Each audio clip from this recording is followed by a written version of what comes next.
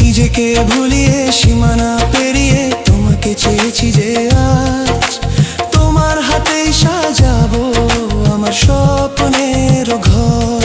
আমি তোমার প্রেমে পড়ে দুনিয়া ভুলে গেছি।